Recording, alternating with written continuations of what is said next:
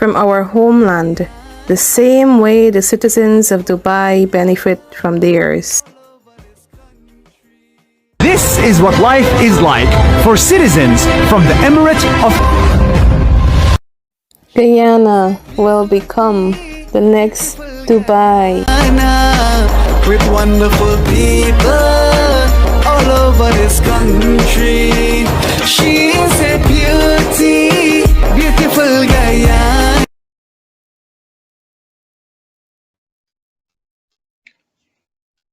Good evening, viewers. We have an interesting and different program tonight. I think you'll find that it's the first of its kind that Globespan has presented. Thanks to Noor Singh and his group, thanks to Devin for providing the forum and the occasion for what should be an interesting and collegiate discussion between two Guyanese who are distinguished, highly educated, come with good credentials, and I believe are each in a position to give us some guidance and give us some information and give us some insight with a fair and hopefully unbiased context on a subject that is topical now and I am sure will continue to be of interest, at least for the next week, even with the short-term memory of the public that we see as guided by social media. My name is Timothy Jonas. I am a Georgetown Guyanese living in Guyana. And with me, I would like to introduce on this panel are Dr. Kimani Nahusi, who is a professor at Temple University of African Languages and African Studies, all housed under the word Africology. He is a Guyanese and a loyal and patriotic Guyanese, affirmatively so, from Queenstown, Essequibo. Also on this show is Dr. Ganga Prasad, who is a former Minister of Local Government within the government of the People's Progressive Party, another loudly patriotic Guyanese from Lenora on the west coast of Demerara. I am very glad to introduce these two gentlemen to you and to advise you that the subject which the three of us shall be discussing is the importance of regional democratic councils in Guyana, a subject which, of course, is topical and of interest now, given that we have recently seen the campaign and the conduct of the local government elections in Guyana. The novelty of this particular discussion is that, as you see, there is no narrator, there is no moderator. It's just three people who either will be agreeing or will be butting heads. The very gentle rules of engagement, which will not be strictly or scrupulously refereed, will be that each speaker tries to restrict his statements or his contributions from time to time to a period of 2 or 2.5 minutes so that there can be a rebuttal. And of course, the gentlemen on this forum are academics and come with a background of some political expertise and some academia. So I suspect you will find that there are not the usual interruptions and talking over each other. And I hope that you will find that the conversation is both productive and informative. So I cannot say welcome, gentlemen, because I'm not a host, but having been asked to introduce, I wish to say I am very privileged to be on this forum with the two of you. Now, the topic being the importance of the regional democratic councils in Guyana. I believe that probably a good starting point for the discussion would be to review the conception behind the creation of the councils, what the intention was. And Ganga, with your permission, I'll ask you to lead off on that, given your history as a Minister of Local Government. And perhaps you can give us the background, the intention, and we can start from there. Well, thank you so much, Tim. To all our viewers, a special good evening, and to my colleagues on panel. It's a great feeling being with the two of you guys on this program this evening. Yes, the topic is one of that can provoke lots of discussion, particularly at a time when we're just coming out of local government elections in Guyana. The importance of regional democratic council is something that every Guyanese can identify with. But as they're described today, that wasn't how they were many, many decades ago. Before the 1980 Constitution, Guyana had a system of governance that supported national government and national governance. The system was called locally the district commissioners system, where Guyana was divided into 7 districts, and each district was headed by a district commissioner whose district was subdivided into various parcels described as sub-districts, and each was headed by an assistant district commissioner. With constitutional changes as a result of that referendum in 1979, what we describe as 12 of 1980, that Act 12 of 1980 brought in force this concept of regional democratic council. And Act 12 of 1980 would have given the wide parameters as to the roles, functions of these regional democratic councils. Those are captured and are still captured under Chapter 2809, Laws of Guyana, which had significant revision by Act 15 of 2000. That would so what is the purpose of the councils, Ganga, and how are they expected to operate?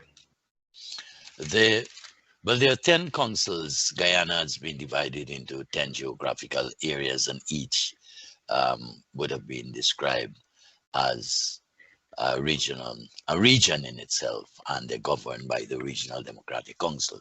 So the whole intent at bringing these councils into force was to get greater involvement of citizens in making key decisions that of political, socio-economic nature that can trigger or support the development of their respective communities. And so it is against that background that the regional democratic councils would have come into being. Again, Kimani, do you think that's, I'm sorry, Gang, do you think that has successfully been achieved, Kimani? Yes and no. There have been successes in some areas, and I think there have been a distinct lack of success in others. I was keen to hear what Dr. Prasad was saying, because I need to, well, I have some responses there. I don't know if you'd come to the end of your articulation of the intention of the councils, Ganga, if I may call you, full mouth Ganga. No, that's all right, and I welcome that. Yeah, apart from the political, economic, social aspects that would have mentioned, the cultural life, cultural aspect was one that I omitted, but I can leave it there and then we can continue from there if it's okay. That's good for me. Tim? So again, Kamani, you said that you think it's failed in some areas and succeeded in others. In what way? All right. In order to really understand what I would mean by success and failures, and I do really think we have a mixed bag, I want to step back a bit and ride on what Dr. Ganga said. It was a district commissioner system before, that's during colonial times. And its duty was to support the central government. Now, we could argue about what support means and that kind of thing. And I think I'm going to be a little bit biased here, and I don't care so much about being biased once we understand where my bias is coming from, you know, and once it's genuine. And I think that the history of colonialism in Guyana is a history of oppression, repression, substantially. That's the greater part of it. And this becomes important because in order to erect that system of district commissioners, local government, what the British did, and the Dutch and French for a short time, was oppress the indigenous peoples of Guyana. These were the first people who lived there. And they had well-organized communities with a system of governance. So that was destroyed. Sometimes they were pushed into the interior and substantially neglected. So that's one of the things we need to be very careful to note. Secondly, African Guyanese who were enslaved and won their freedom in, well, partial freedom, and especially partial freedom of association and so on. These were physical restrictions that were lifted. I'm saying this because I want us to understand that the mental restrictions were not lifted, and we were still in economic bondage. We still substantially so, as a direct result of those systems. In order to run that district commissioner system, first of all, during the time of formal enslavement, African people had no rights. Secondly, immediately after the legal termination of certain aspects, physical aspects of the system of enslavement in 1838, African Guyanese launched a huge movement. The vision was to create a civilized alternative to the barbarism that white people subjected us to on the plantations. Part of that vision is well known. African Guyanese did what is called the cooperative villages. We all know about people put pennies in wheelbarrows and bought villages and blah, blah, blah, or bought land upon which they erected villages, to be more correct. Now, that was an African response to an enhanced opportunity to be themselves. Of course, there were the fighters against enslavement, maroon communities who left the plantations and established their own independent communities.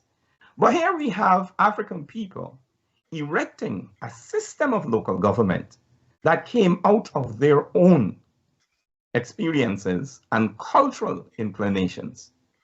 That movement was repressed by the British under the district commissioner system.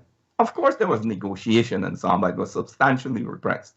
Later on, Indian Guyanese began to join those villages. Portuguese Guyanese began to join those villages. There was friction, there were certain levels of exploitation, but there was also substantial collaboration in those villages so that people became something. And I think it's important that in our attempts to understand the 1980 Constitution and its intentions, that we measure them. We measure that Constitution and the provisions, the structures, against what had, shall we say, existed there before, but had come out of people's experiences. And I would argue more substantially out of people's experiences. Also, I'm very glad that you talked about the intention of the act. And I'm not going to quarrel with it. I don't think anybody in their right minds will quarrel with the intention of that act. But it is the impact upon people and the structures that it provided for that I think we must be very careful about as we analyze. Last word.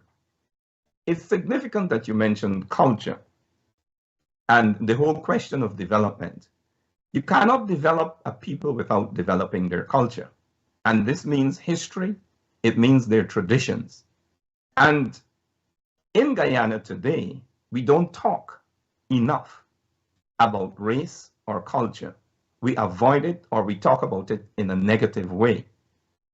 We cannot understand ourselves as Guyanese unless we understand ourselves as Indian Guyanese, African Guyanese, Portuguese Guyanese, mixed race Guyanese.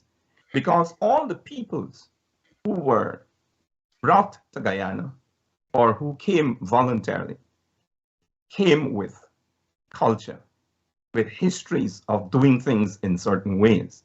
We neglect knowledge of that to our peril.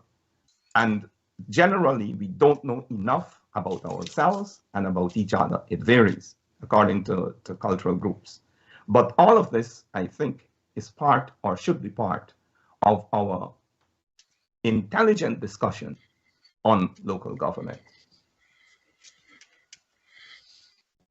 So, I'm trying to connect the history that you just described, including the abolition of slavery in the 1830s and the subsequent purchase by ex-slaves of a number of plantations, and the migration of some ex-slaves to maroon colonies, which I was not aware of in Guyana as much as elsewhere, like Suriname, for example. I wasn't aware of that as a large thing in Guyana, but thank you for that.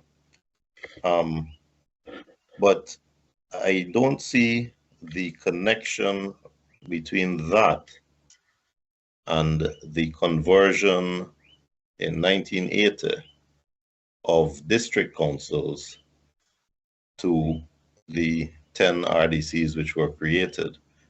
I understand from Ganga, and for the audience, you will have heard Kimani use the lovely Guyanese expression full mouth in terms of how we are in this forum addressing each other by first names. And I would just like you to know that before the program started, we had agreed to take that very American approach just for the sake of simplicity and equality. So I know it is not a natural Guyanese thing, but that was the agreement beforehand. So please understand that this was just to get past the formalities and the delays which sometimes occur with formalities. But it seems to me that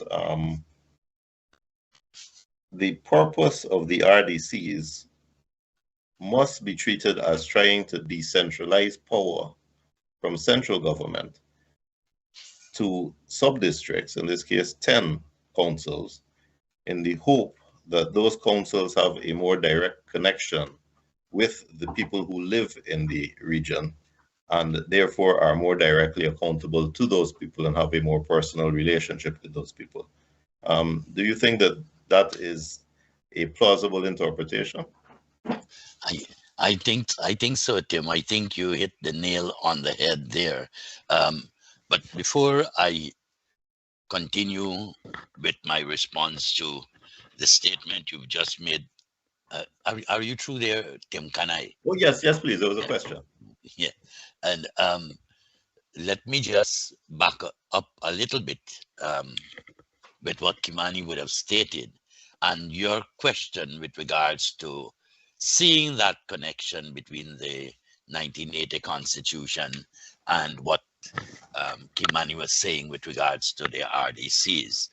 There is some degree of connection because it is from the village movement in itself, that we got the other tiers of local government, like the community, the rural, and the neighborhoods. In that way, then, it all really reinforced the need, as Tim is saying, for some decentralization. That is, moving governments a little closer to the people, so to speak. And the very first tier that was identified for that was that vehicle that is called the Regional Democratic Council. I think the decision makers in those days would have recognized the need to shorten that distance between communities and central government. So that was the first step that came into being, the Regional Democratic Council. Another point that I wish to agree with Kimani on was that of culture. From a sociological perspective, culture in itself gives us that great insight into people living in societies. And Guyana, beautiful as she is, we must recognize that that diversity, which is Guyana's strength, that diversity is not evenly dispersed around across our country. And so there are different emphasis on certain cultural practices, belief systems, and so on in different parts of our country. Kimani mentioned about the first people being pushed further into the hinterland of Guyana. And so the regions themselves would have followed some pattern, some degree of unevenness, for want of a better word. Because when you look at the geographic size of the regions, you may find more comfort in terms of some degree of equity. But when you look at population density within the 10 regional administrations, you have some serious difficulties there. And so that bit is something that I've always raised for me as such, looking for how we can maybe bring a little bit more equity into it. For example, let me say the largest geographical region in our country is region number 9.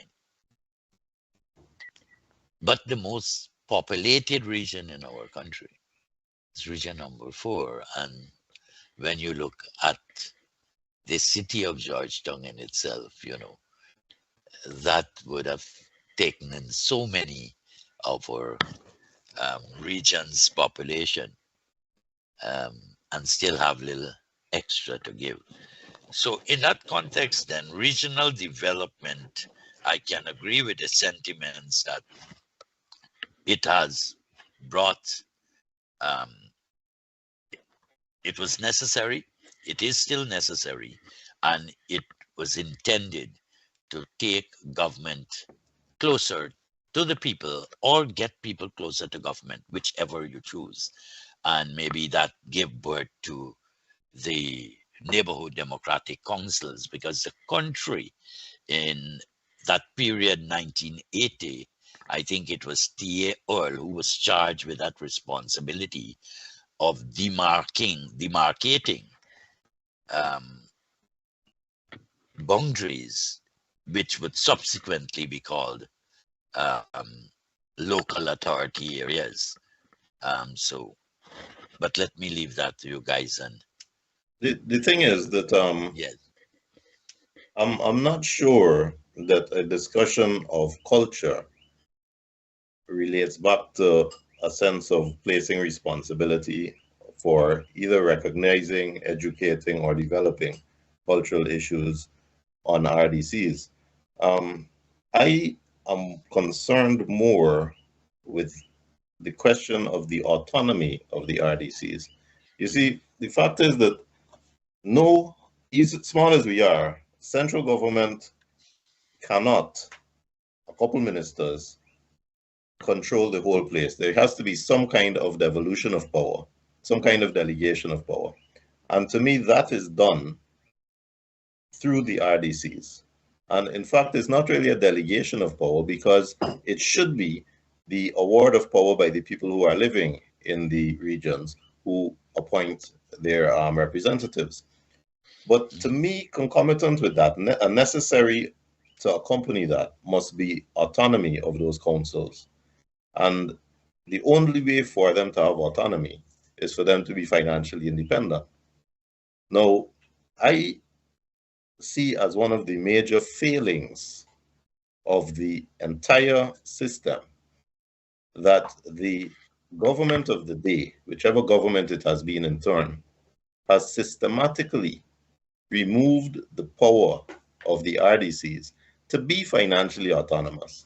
And therefore, each council is entirely beholden to the central government for subsidies, for handouts, so that they can do any work. And that effort that I see in central government to retain power through the purse strings by removing the ability of what should be an autonomous council to charge its rates, to collect its own revenue, and therefore to do the job that it should be doing, that has led us into all kinds of chaos. Not so? I would start by agreeing with what you said at the end, Tim, but I want to step back a bit in order to explain why I agree with it, and also to explain that why I have tremendous disagreements, to use a strong word, with it. I would start with this proclamation of reality. My ancestors were not slaves. They were enslaved Africans. And it has been the job of the people who oppress us, and many people who unconsciously, unwillingly inherited those ways of thinking and doing, to posit that African people don't have any culture, that we're nothing. And I think it's important that in anything we do, we recognize the contributions of African people to humanity. We were the first human beings. We created the first civilizations, plural, in the world. African people led the world for over 3,000 years in Kemet, ancient Egypt, blah, blah, blah. I'm saying this in order to say that the enslaved Africans who were taken to Guyana didn't arrive there without culture, without a very long tradition, the longest tradition of history in the world, social history, including ways of organizing that we need not talk about here. We could talk about the boxer, box hand, communal parenting, a whole lot of things we could talk about. I'm telling you this in order to identify culture that existed in the villages built by African people as not merely a vibrant thing, but a very, very important thing in local government. Dr. Prasad mentioned the NDCs. That's very important because this is the ground level of participation, organization and participation. I said that I'm from Queenstown Village on the Essequibo Coast. As a teenager, I was involved in village affairs. I was the secretary of the community committee. And when the people of Queenstown had a village meeting, everybody and their dog attended. This was consistent. In those villages, women, and I'm talking now from the beginning, the inception of these villages, women were equal to men in terms of anything in that village administration. A British governor in the 1860s, a man named Woodhouse, passed a diktat that said women and poor people must not be involved in the affairs of the villages. Now, we could talk about the specific impact of that, but what I want to articulate here also is the deeper question of not merely tension, but the oppressive tendencies of the colonial state towards those villages. You mentioned financial independence. Now, those villages were surrounded by hostile taxation that made it impossible for them to strive. Don't want to go into the details now, but the last thing I want to say is that it's a result of this culture. And Indian people would come, Indian people had their own tradition of the pan chariot, you know? So there was a really great experiment going on, not without some level of occasional friction. We need to be very clear about that. But I think that what was emerging from the Guyanese experience was an authentic indigenous response to our conditions. And I see the imposition of this local government that we have now in the 1980 Constitution, even though it was for the best intention or with the best intention, I see that as an artificial imposition, and I do mean that word, upon villages.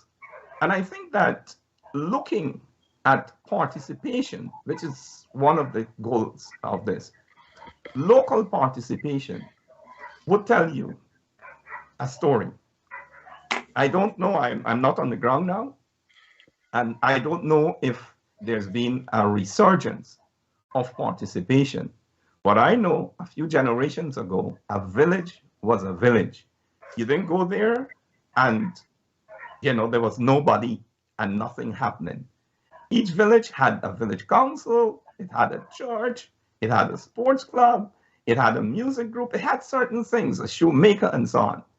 And I think that, you know, learning to understand what our people were constructing, not without difficulties and so on, we got to understand. I think it's important for us to see anything, any structures coming out of that as being rooted in that experience and in the structures that were thrown up by those people. My last word is this.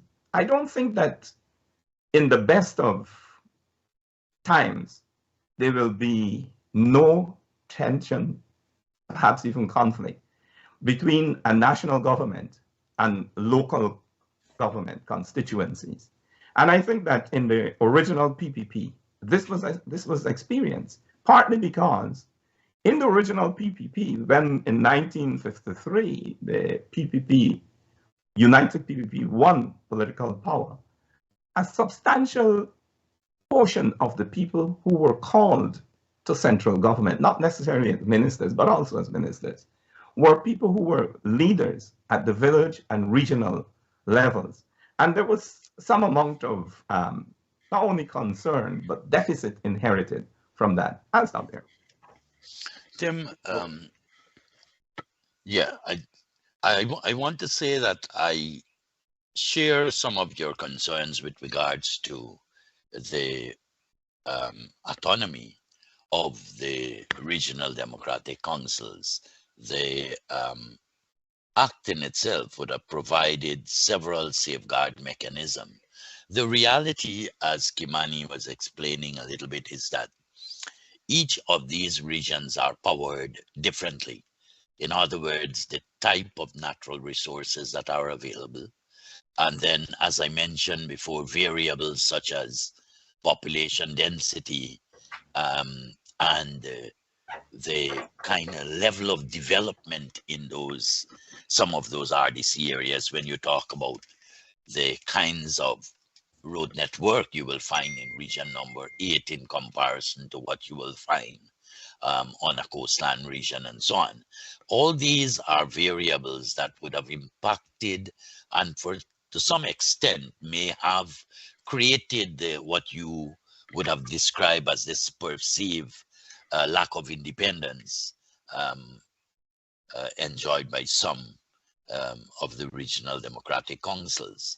I wish to agree that we need to do a little bit more to enhance the independence of the regional democratic councils, and I think that that is a statement which we would not have too many disagreements on. The other thing, however, is that in whatever we do, it can be across the board. It has to be unique to the geographical area and what exists within the boundaries of that geographical area that is called a regional administration. And why I say so, it is because I look at what was happening with regards to subvention to local authority areas, municipality, as well as neighborhood democratic councils. And you try to use, for want of a better mechanism, you try to use equality rather than equity. And so in that equality process, you found that everybody got the same amount, but the needs varied from entity to entity. And you do not want to create such a kind of situation with your regional democratic councils as well.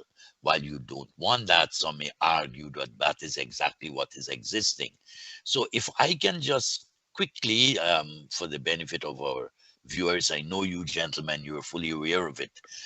Each of the regional democratic councils themselves, they are responsible for preparing their budgets. And preparing their regional budgets, what they do is that they have in-depth consultations with their local authority areas. And I think they depended on the local authority areas to have consultations with each village, each community in arriving at their bid that they will take to the RDCs. And the RDC then too depends on recommendations coming from what is called the Regional Education Committee for all the schools and education in that region, the Regional Health Committee from all the health centers, hospitals and so within that region, from the Infrastructure Committee for Infrastructure Growth and Development, Public Works in the region, similarly for agriculture, and so on. So there are different components that would have had input in making that budget. Then the budget goes through that process for Parliament and so on, and then the approval and so forth. But I agree with Tim in that the revenue base, if expanded outside of what is given by Parliament, that in itself may add a little bit more of independence to the council themselves. But as it stands, in this present mechanism, there is built-in involvement of people, and decisions are really driven by the people. However, the source of funding remains that of the Parliament. Well, I'm not sure it's that of the Parliament. You see, where the outside of towns, in the rural areas where the NDCs and RDCs are concerned, there is a negative veto by the minister. So if the minister can veto your budget, you're shot, you're dead. And that unilateral power is problematic in itself because it assures continued control by central government. Now, I have a problem with that. And in fact, I was going to respond to Kimani because he is, to my mind, focusing on a historical account of the evolution of culture. But to my mind, the RDCs are there to serve the people. And I think that was the conception in 1980 and before 1980. So somebody got to pay to weed your parapets, somebody got to pay to dig your drains, somebody got to pay to maintain your streets, and somebody got to pay to carry away your garbage. And it is those functions that fall to the RDCs and the NDCs, and they need to be provided with the wherewithal to do it. Now, unfortunately, that hasn't been happening.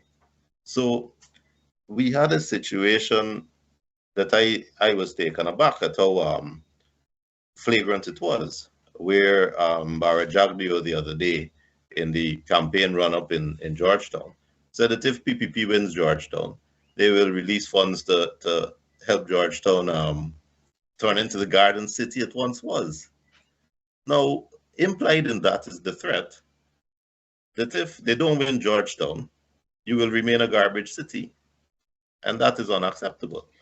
That is a terrible situation. But that is the reality that we face. So I think that our first failing and our first problem that we have to accept is that as long as central government can dictate to the RDCs, we will continue to live not just in a garbage city, but in garbage neighborhoods where you got to pay private people to collect your rubbish and where you drive through potholes and your drains don't drain properly, so you flood in the rainy weather because the services are not maintained because the councils can't afford it unless they go begging for money from central government. And if that is the system, then the solution to the system can only be to explore how do we give these councils autonomy so that the councillors are answerable to the citizens, the residents that live there. And if they don't do their job, they're fired by those residents. So there's direct democratic accountability. But on the flip side, they are equipped financially with the means to collect enough revenue to do the job they're supposed to do. And that has failed and continues to fail. And that, to me, doesn't have anything to do with culture or history. That got to do with the determination by central government to hold on to their power and the failure by our leaders to accept that it is in everyone's interest to give autonomy to these councils so that they are accountable to the people, answerable to the people, but also equipped with the financial wherewithal to do the job that they're supposed to do. So I could have some clean parapets and well-maintained drains. Well, Tim, what you have just said in terms of Barrett Jagdeo and the Garden City is a repetition of the history of Guyana. Because what I was pointing out demonstrates exactly what you were talking about. The central government, immediately after 1838, strangled village development. And they did it through starving the villages of taxes, tax money. Tax raising was socialized. Sorry, tax raising was at public, but it was very public. Everybody who had this had to do that. I'm going to explain something about that just now. But the distribution of those funds went mostly into the estates. So immediately after then, there was a shift in the type of taxes, direct to indirect. Also, a raft of taxes were brought in, aimed at the villagers. If you had a donkey, you had to pay a tax on that donkey. The estate had 300 and 500 mules, no tax. If you had a ballyhoo, you had to pay a tax on that ballyhoo. The estate had hundreds of farms, no tax. And it continued like that. How was that tax money distributed? Most of it went to the estates. So you had a system that functioned exactly in the way in which Barrett Jagdeo threatened to make the central government function in the specific instance of if Georgetown was won by the PPP, and also by implication, what is happening right now when Georgetown is not under the administration of a PPP-controlled council. So history has demonstrated what you were fearing and illustrating. And I think it's important that we understand that those villages that were erected throughout Guyana were villages that were shaped by cultural responses to that environment. So it has everything to do with culture. Culture in this case is not people jumping up on a stage and singing certain songs or beating drums and that kind of thing. Culture is your way of life. It's how people live, how they discharge their daily organization of life. It's the values and principles upon which that village or community or family or town or whatever organization is built. And that's why I mentioned that women were equal, because those villages have a history of gender equality to speak about. But we have generally neglected our history, and when it was written, it wasn't written from the standpoint of the working people. It was written from a Eurocentric standpoint. So a lot of what was happening in those villages has gone unnoticed or underreported. So I think that, yes, everything about the evolution of those village councils is relevant and indeed important, and I might add desperately so in certain circumstances, to what is happening and what is not happening in local government administration right now. And I want to run on and say one or two other things addressing Dr. Ganga's contribution. You know, we've been talking about people in geographical areas. And I know that you mentioned this. In a certain way, you have to look beyond the geography. You have to look at, you said, villages and communities, and I agree with that. Who are these villages? Who are these communities? You mentioned the NDCs. You were the first to do that on this program. And it's an important point because, like I said, that's the ground level of participation. Therefore, we've got to ask questions. In some NDCs, villages with a deep tradition, historical tradition of organization, were joined to more recent settlements. Usually, that is a distinction between a predominantly African Guyanese village and a predominantly Indian settlement. And the two historical experiences are not necessarily the same. But even without historical experience, when one group of people have an allegiance to one political party and another group has a different allegiance, in our Guyanese experience, that is often been problematic. I could tell you that in my village, a pump that was there from since I was a small boy, and that's many epochs ago, it was removed and taken to an Indian settlement. Now, if that was a singular occurrence, you would not have noticed it. But the least you could do is wonder if this is what we will call politically motivated. Now, I don't really care too much about whether it happened and what kind of reason it happened for, although, yeah, I care about that. But to me, the most important thing is that we have to see these local government areas as ways of doing Guyanese citizens the best. So the removal of suspicion, to my mind, is a very important thing because we know our country. And we must act in ways that involve people, genuinely involve people. So this returns to your statement of the original intention, and I don't disagree with it, of the Local Government Act.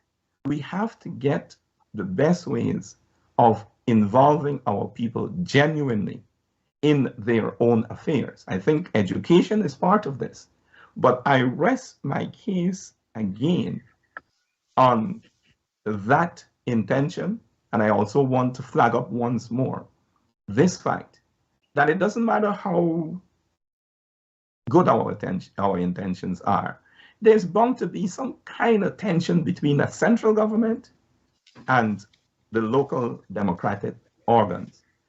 You could only erase that by acting in good faith consistently. So that sometimes, even though people might disagree with you, they say, oh, he can come around, or the government can come around, or something of the sort. To me, it's difficult to achieve. But I think that transparency, openness, and a willingness to meet people and discuss things and admit all points of views that are relevant is a good way to start. All right, gentlemen, let me say the first statement Tim made took me by a little bit of surprise, and that is Minister vetoing budgets. I don't know whether I missed a key function of mine, but that's not so. I don't think the system has anything inherent in which ministers will veto budget, BU, whichever government is in place. What happens is that the regional democratic councils are not the ultimate policy-making bodies. And so the regional administration act as conduits for the policies of the Ministry of Education, policies of the Ministry of Health, policies of the Ministry of Agriculture, to some extent Public Works, and administration. So in that light, if we understand that context, what happens, and I'm sorry I have to take a few minutes of our time to go this way. Let us say, for example, the education budget coming out from region number 4. That budget is approved by the Regional Democratic Council after proper presentation and scrutiny. But then that budget goes to the Ministry of Education. The Ministry of Education will check to see whether the key policy areas of that Ministry of Education is embedded in that budget for education for that particular region. And then an approval is given. If the perusal found something wanting, then there are avenues of correction and amendment. Then it goes to the Ministry of Local Government and Regional Development. So those are inherent to ensure that government's policies for different areas are being implemented. That does not take away from regional inputs, as I explained before. So if that is called vetoing, well, then I agree. Otherwise, I disagree with that, because there isn't any system like that. What their system is to ensure that there are proper due diligence, ensuring that the policies that are being funded or the policies for which funding are being sought are in keeping with that of central government. When it comes to the statement that was alleged to have been made by Vice President Bara Jagdeo, I can't say much because I haven't really listened to the context. I don't have the full context in which that statement was made or was not made. But I would have preferred that the context in itself would have been brought forward.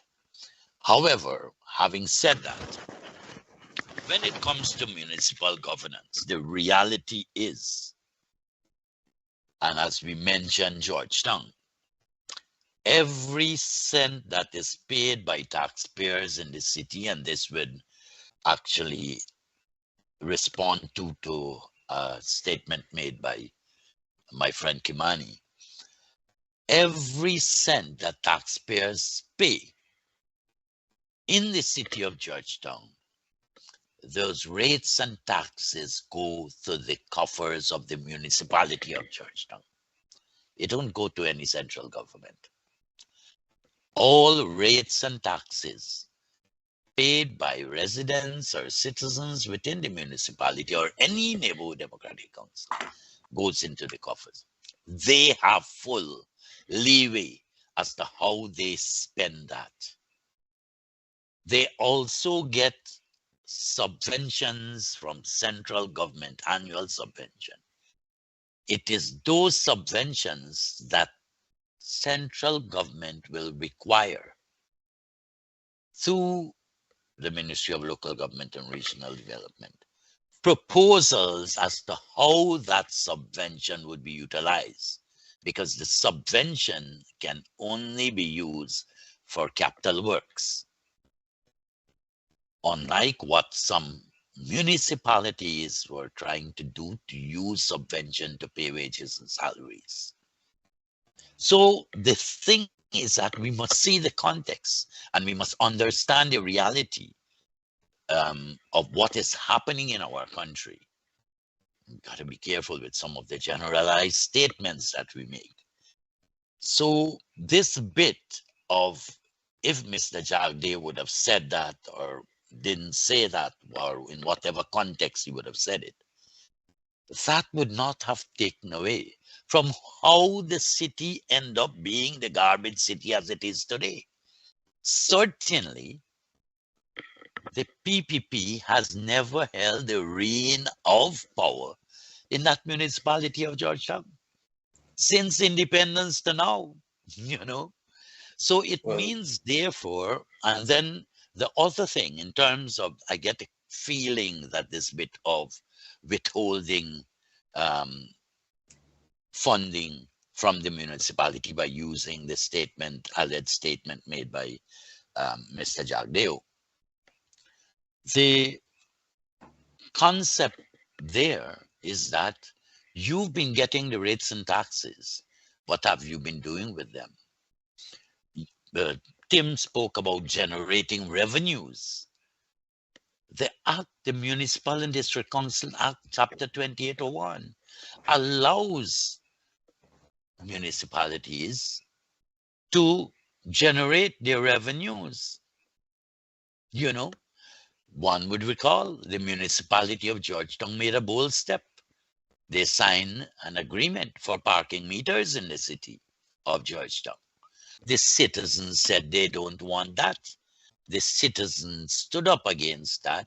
That matter now is causing, not the municipality of Georgetown, it is causing the citizens of Guyana millions of dollars to have a legal representation on that case that was filed by the parking meter bid.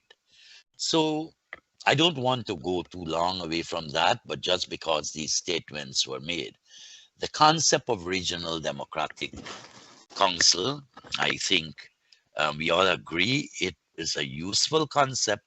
It is a tier of government that is very much needed, and it is supported by other tiers of government. And so, gentlemen, that's my little two-bit at this stage. Yes. Well, let me respond to that. Go right ahead. I think there are a couple things that need to be cleared up immediately. I noticed that you talked about the councils preparing their budget. And I agree with that. The councils prepare their budget. And of course, the budget is the amount of money that they expect to be spending on cleaning parapets, drains, fixing roads, removing garbage, and doing what you want a council to do to make your place livable, which we know has not been done in Guyana, which is not why we just have a garbage city, but all the areas are in a state of disrepair. But when you say that it is for them to raise their money and they have autonomy, we're a nation of laws. And I can immediately point you, I notice you refer to the Municipal and District Councils Act. Section 158 of that act says that the minister may approve the estimates of the town council or district council, either as submitted or after affording the council an opportunity to make representations, with such variations or amendments as he sees fit. So twist it or turn it. You could talk about good intentions and good faith and all that kind of thing. But the minister decides how much money they're going to get. Now, you're quite right. The system contemplates that in an autonomous council, you go to the people that live in your area and you extract rates and taxes from them. You extract rates from them. The rates are calculated as a percentage of the value of the property where they're living. Mm-hmm. So a council should be able to say, I need $100 this year. And to raise $100, I see that the properties here are worth $1,000. So I can take 10% from each place. The thing is, the council can't do that if the minister has the right to say no. So that's the first problem that we have, that the minister has been vetoing and exercising his power because they like centralization of power. And I would say that in another Globespan forum, this came up, and Mr. Clement Rohi justified it by suggesting that central government doesn't want to increase the rates that people are paying. People are already paying a lot, and central government feels that more should be done in terms of subvention so that you're not raising the rates that people are paying.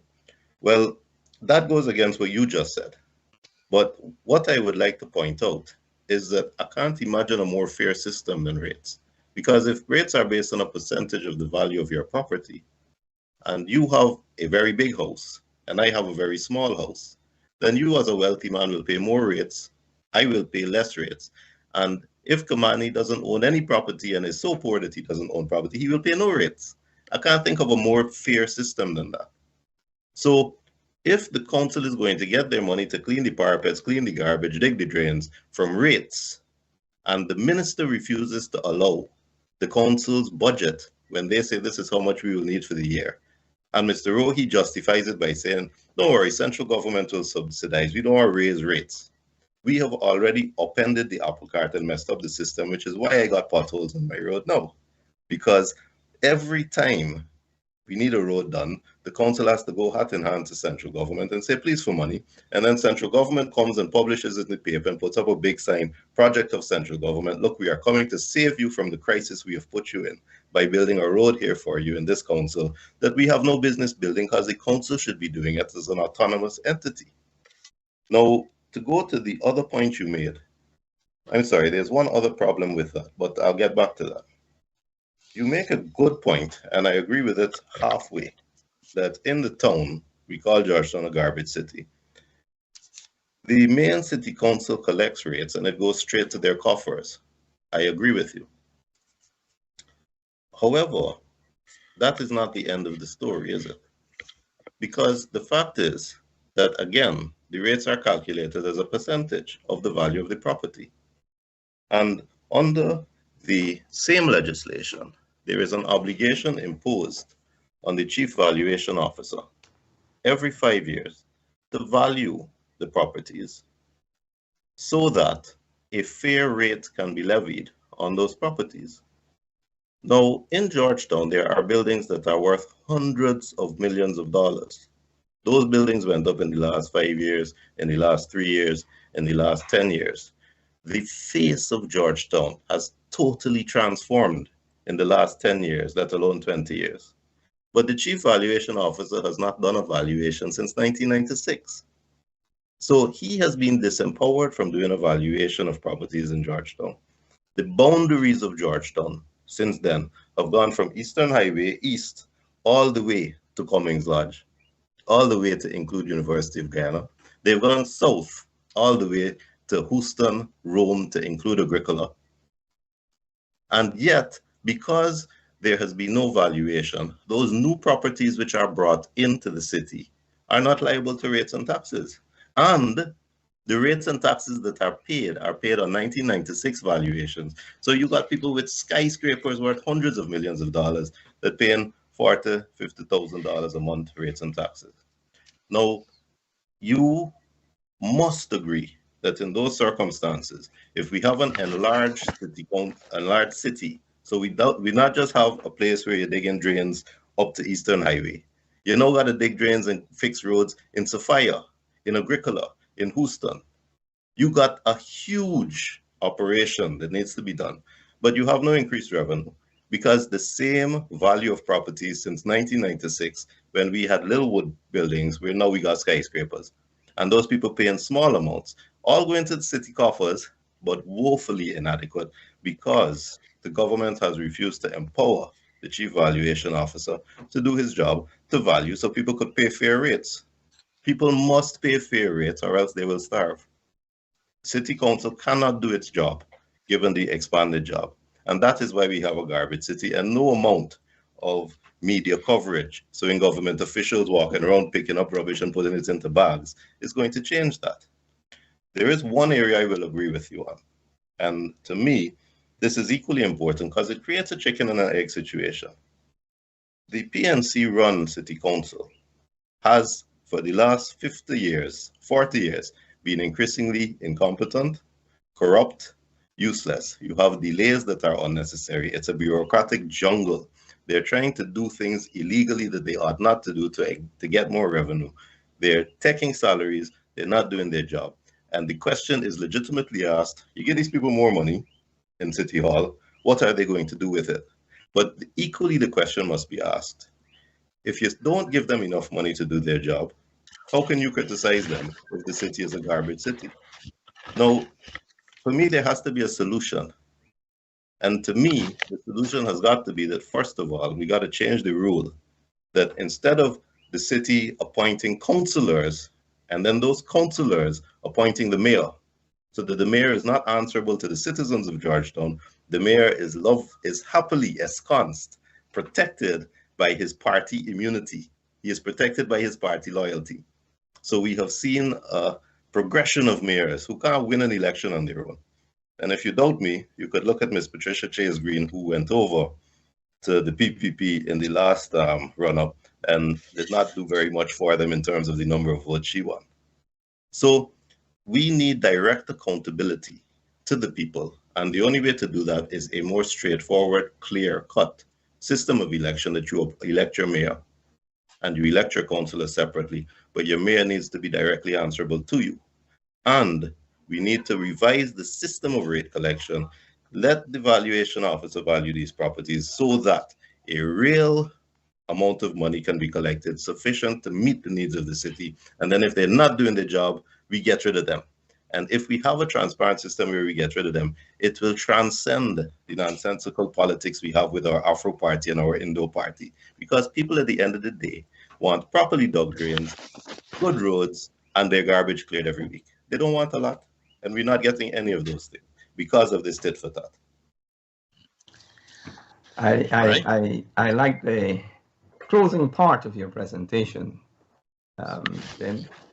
And I'm going to start by upholding that. And I want also to refer to something that Ganga said early on. You know, it's a beautiful principle, you know, equity and not equality. From, you didn't say this is not your exact words, this part of it, but from, you would recognize this, from each according to their ability, you know, to each according to their needs. And there was something about that in the way in which you articulated the intention of the regional democratic system. And I agree and applaud all of that. I also agree that in the best circumstances, there's going to be disagreement, some level of it, you know, between a central government and a local government for all kinds of reasons that are usually genuine. But I think that party politics has interfered with our local government system in ways that need not have happened. It's unproductive. The whole presentation of Tim showing how Georgetown, and these are not your words, have gone from being a garden city to a garbage city is a good illustration, at least in part, of what we're talking about. And we've got to be honest. Which national government that is really serious about development across Guyana would tolerate that kind of situation that has lasted for so long in our city, that people used to come to the country to see this wonderful garden city? Have we taken the notion of a garden city and tried to develop it? No, we have reversed it. And this is the situation before our eyes. We could point fingers all over the place. But the fact remains that the ruling party has been in power for most of the time. This degeneration, and that's the word, has been occurring. And responsibility must lie with that party. The other thing I want to say is that even by visual inspection, there has not been an attempt at equitable, not equal, but equitable distribution of resources across the communities in Guyana. And I would challenge any one of us to take a tour and look at paved streets and other amenities in areas where Indian people dominate and areas where African people dominate, and try to find out the difference and why the difference. I'm not telling you that all of this is always at the doorstep of the PPP, but I'm saying it's happening under the watch of the PPP. And I also know of instances where PPP cannot absolve responsibility for this. Now, all of this, to my mind, Tim talked about solutions, and I agree. Solutions are needed. We shouldn't just come and air our mouths and retire and drink a cup of tea or a beer or whatever, and that's the end of it. We need to offer solutions to our nation.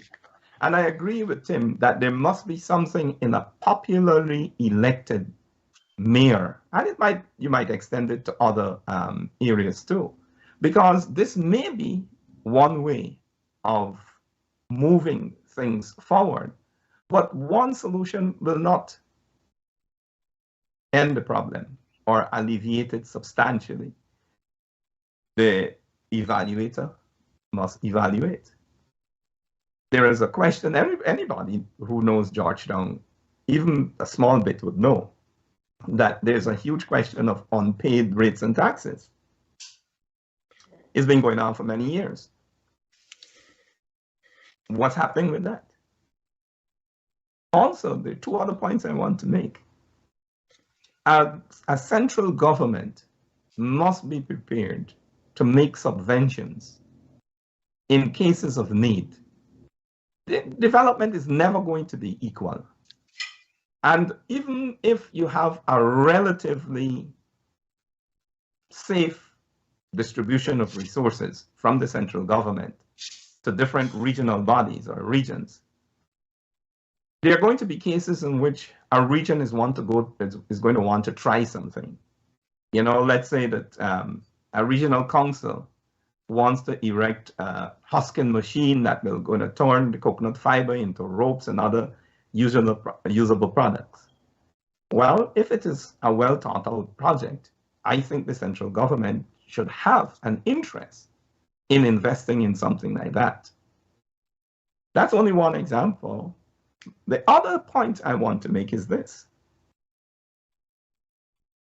Whose money does a central government spend? It might seem a very innocuous point, but it seems to me as though too many of our citizens are unaware that the central government spends their money and that central government should be spending the money on behalf of them. In other words, in pursuit of their interests. This brings me to a question that all of us knows the answer to. How is it that so many citizens of Guyana appear unaware of the fact that the money a central government spends belongs to the people? Here's the key question. Why do not our people, the great majority of them, behave in ways that attempt to hold the central government responsible, that shows their knowledge and understanding of this question of whose money is spent by the central government? Let me demonstrate what I mean. It's very normal for a government official to go to a particular village or another and say things like, we are going to give you a basketball court. And people seem grateful for that, including people who've been starved of disbursements. They seem grateful. This government minister comes to give us something that is being purchased with our money because we're the people, we're part of the people. Why is there that mentality, that absence of a consciousness that this money belongs to all Guyanese people? And although we may not get what we want every time. We must make certain that this money is spent in the interest of people. So I would leave the discussion at this point with those questions, and I'll listen to what comes back. Yeah, well, Kimani, I must say that I fully agree with you. The money that any government spends belongs to the people of that country, because the government in themselves don't put their own money into managing government's affairs. I go back a little bit to what Tim would have stated, and I like some of the suggestions that he would have brought on board, but I'm a little bit disappointed with his outlook towards taxes coming across as if rates, is the only form of revenue that is available to a council. That is very narrow. That is a very limited purview. The act in itself, the very one Kim referred to, the Municipal and District Council Act, has several suggestions as to revenue generating streams that can be pursued by entities. Any government, irrespective of whatever level that government operates, whether local, whether regional, whether national, must be conscious of the additional burdens that can be paid on the citizenry of any country or any geographical area by increase in rates and taxes. And so those who manage our affairs ought to look at ways and means of how we can generate revenue other than solely thinking, because we had recently in, couple of years back in this country, government that managed this country use exactly what Tim was postulating, increase rates and taxes on everybody. And it was terrible in this land, I think, So we have to, I am in agreement with him. There's need for greater revenue, generation of revenue at whatever level. And so to do that is that we just have to look at other sources and not, as we say, kill the goose that lays the golden egg. When you overtax the citizens, you're impoverishing them. How you think they will help you in beautifying and maintaining and, have an appreciation for anything? So that is something that we need to really get going. Another point I wish to make clear to all of us here, and that is, the discourse is on regional development in itself. But there is something that we need, and I think we gentlemen, we all understand this, but for viewers, I need to reinforce it. The municipality of Georgetown has special favors in the laws of this country. While it is in region number 4, the regional administration has no directional input or otherwise within the boundaries of the municipality of Georgetown. It is so special. That is in our laws. Central government too has limited intervention in the municipality of Georgetown, because that is specifically named in the act. And so I'm not trying just to justify anything for anybody. What I'm saying is that the city needs to recognize its obligation and responsibilities to the citizenship. Unless that happens, you can never have any of the things that we are all speaking of. They are the things that are needed. They are the ingredients for bringing greater joy, happiness, and comfort into the lives of people. But if you're given responsibility and you don't take your responsibility seriously, or worse yet, you don't know your responsibilities, then certainly we would not achieve much. The other bit in terms of the chief valuation officer and so on, I don't think Tim has that one correct, because my understanding is that about 2-3 years ago, that might be a little bit more, about 5 years ago, there was a massive valuation exercise that took place in Guyana, in the municipality of Georgetown, in the municipality of New Amsterdam, in the municipality of Linden, causing the taxpayers of this country, because it wasn't the municipal funds, and Kimani, you're correct, it is the taxpayers' funds that was used. Large sums of money was given out to contract to do that valuation exercises. That is an area in which we need to get our acts together. And I recognize, like Tim, that the landscape, particularly in the city, over the past number of years would have changed, particularly when you look at existing infrastructure, buildings and so on within the city. And so, yes, valuation in itself can help to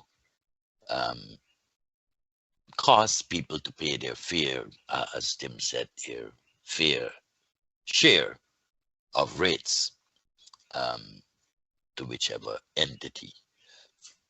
My final comments with regards to communities, which Kimani said some communities, and he used Afro-Indo. I wouldn't want to go down to that, because for me that's a myth. That's not reality. Whatever exists in Guyana exists in every village. If you got some paved streets in one village, you will find paved streets in so many other villages. If you got a street that is a mud street, you will find that in all villages, irrespective whether green, white, blue, as Kimani called them, whether Indo-Guyanese, Afro-Guyanese, you find them there. Guyana is a country that is developing. The three of us are thoroughbred Guyanese. We love this country, and we really love this country. We want the best for this country. Some of us, we're becoming a little bit impatient in terms of seeing that happening because of our age and so on. All the hair on my head gray, and so I do appreciate that. But what I'm saying to us is that sometimes we give legs to some statements that was applicable maybe in history, but not really evident in the present. And so I've enjoyed this discourse very much. I know that we just have a few minutes more.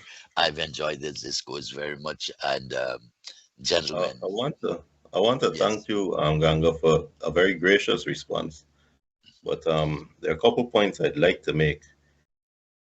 The first thing you say is that we shouldn't kill the goose. I'm aware of properties in Georgetown that are worth $100 million, and the rates payable are $40,000 a year. Now, that is because the properties have been transformed from some little two-story building into an enormous, well-developed commercial building, but the rates are abysmally low. We're far, far away from killing the goose. We are seriously undervaluing, and we are starving City Hall. And what I can also say to you is that whatever information you have about the Chief Valuation Office conducting valuations, I'm afraid is not correct and not thorough. I have been involved in litigation before the court where there has been a specific finding that there has been default in that obligation to value every 5 years. And the latest valuation they were able to show dated back to the 1990s. I wasn't speaking carelessly. So if we have a situation where the valuations of properties are more than a quarter century old and do not take into account the fact that many old buildings have been torn down and large commercial buildings are up, and that many new areas that are now within the city limits are in fact not payable at all because of that dearth, that absence of valuation since then. We're asking the City Hall to make bricks without straw, and that is not tenable. And it is very obvious that the reason for that is that City Hall is not government supported and is not a supporter of government. We are back to tit-for-tat politics. So I'm very clear in my mind as to the reason for that. And I'm also very clear that we are far, far away from killing the goose. Now I hear what you say, that in the city boundaries, government has no place. I agree with you. I agree with that entirely. And I'll go further and say in the NDCs and the RDCs, those are the entities that should be dealing with roads and drains, not the government. But you will agree with me that we have seen a large city beautification project by the government in Georgetown. Now, it's hard to rationalize those two things. You starve City Hall, but you then want to take kudos for going to spend money in a beautification project using, as you say and as Kamani says, funds that really belong to the people but are being misspent because that project should be paid from properly assessed rates of the people who are living in the municipality and will be benefiting from it because they live there. That's not happening. We have dirty politics at play. But I would also like to respond to what Kimani is saying. You see, Kimani has adverted a number of occasions in this program to the Afro-Indo separation. And I was startled to hear you say that doesn't exist and we should ignore it, because that is the central tenet of the ethnic politics in Guyana, with an Afro party and an Indo party. That is the central tenet of Guyana politics. The fact that Guyanese get along so well outside of politics is a tribute to them. It is a condemnation of our leaders that we insist on continuing with ethnic politics. And it is only common sense that makes an Afro-Guyanese vote for the Afro party and an Indo party vote for the Indo party, because of the very perception that Kamani just discussed, that, as he said, he sees a pump removed from his village and put in another village. But what I would like to say to Kamani in response is that it cuts two ways. Now, the example that I like to give, and you know, we have to speak the truth. We have to speak the truth because everyone recognizes the truth when they hear it. Housing development. Housing development has been the best project by the PPP in their 20-odd years in government. But there was housing development under the Burnham administration as well. And the self-help projects in Rumveld were where Burnham focused a housing development. If you walk through those areas, you have to look hard to find an Indo-Guyanese. You have to look hard to find one. Burnham's project did not help Guyanese equally. It was one-sided. And we have to speak the truth. And we have to say that if you look at the PPP projects in Eccles, in Horstelling, in Enterprise, you see all and sundry live in there. I have to say that the truth is that the PPP's approach to housing was much more even-handed than the PNC's previous approach to housing. But I will also equally say that the favoritism and ostracism and corruption and the family and friends that now exists is also ethnocentric. So that we can't just attribute it to one side. We have to acknowledge that the truth is both sides are culpable. Both sides are responsible. And as long as we have an Indo party and an Afro party, we will continue to have favoritism and we will continue to have ostracism. And the only possible solution is either we get rid of both or we acknowledge that to support either one, got to be harmful because it perpetuates the problem. And I want to say this also to Kimani. I am the son of Ronald Jonas, and he is the son of Ronald Murphy Jonas. And Ronald Murphy Jonas's grandfather was born in slavery up in quarantine. So I equally can claim the legacy that you are claiming. My father married a European, and I have seen racism from both sides. And I've seen racism to both sides. It's not a one-way street. I am married to an Indo-Guyanese, and I have seen racism from both sides and racism to both sides. It is not a one-way street. And part of the discussion has got to be not to justify you or to blame them, but it has to be a recognition that where we are now is what we have to look at. Because I have had oppressors in my life, but my oppressors, I didn't live in the 1800s. I didn't live in World War II. My oppressors were Burnham's policies that destroyed our economy in the 70s. Burnham's policies that allowed a rigged election so that he could have his constitution in 1980. And that is also the truth.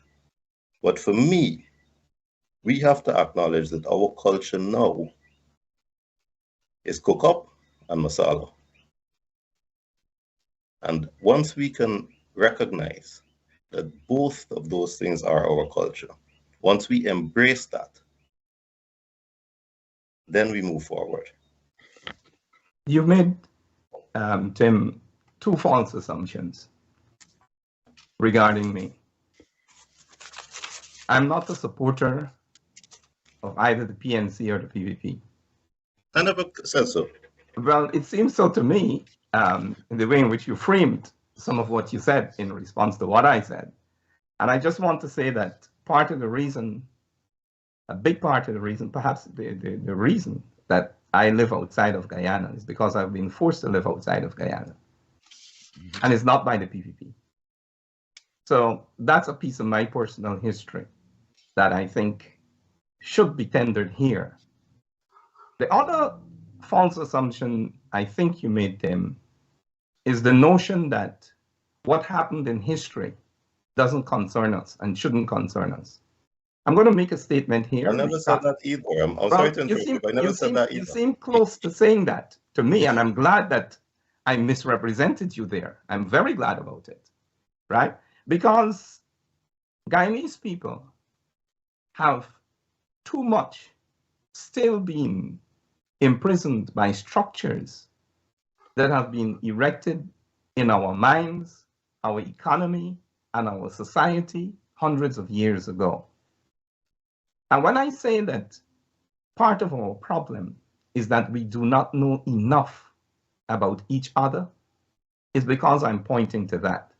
When I started out by talking about the way in which our local government structures have not responded to its roots in the pre-1980 section of our history. That's what I mean too. Part of the disjuncture that we need to look at some other stage is how the 1980 Constitution has made assumptions that are false about the roots of our local government democracy. We have to look at how central governments, the colonial state as well as the neo-colonial state, were graduated in ways that are antagonistic to what was coming out from democratic processes in those villages and settlements of Guyana.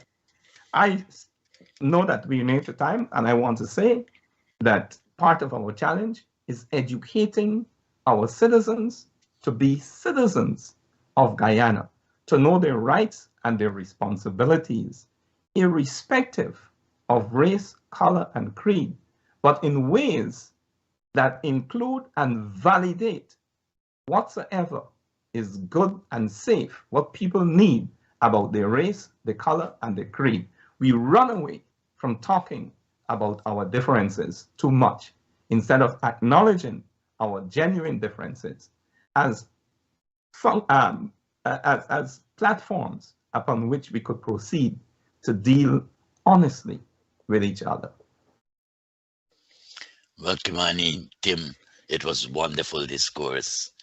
Listening to both of you and learning so much from each and every one of you. And to our viewers, I say, have a wonderful evening. Gentlemen. Thank you very much, Ganga. Can I also say that I thoroughly enjoyed the conversation. I learned a lot from you, and I enjoyed my discourse with you, Kamani. I really hope that the three of us can meet in a forum, this forum or another forum, and continue our quarrel. It was thoroughly enjoyed. That's a Guyanese definition of quarrel. Well, I echo those sentiments. I look forward to a continuation of discussions such as these. I hope it will be in your elevated company and distinguished company otherwise. And I thought that it was a good discussion. I too enjoyed it, and I look forward to more of this.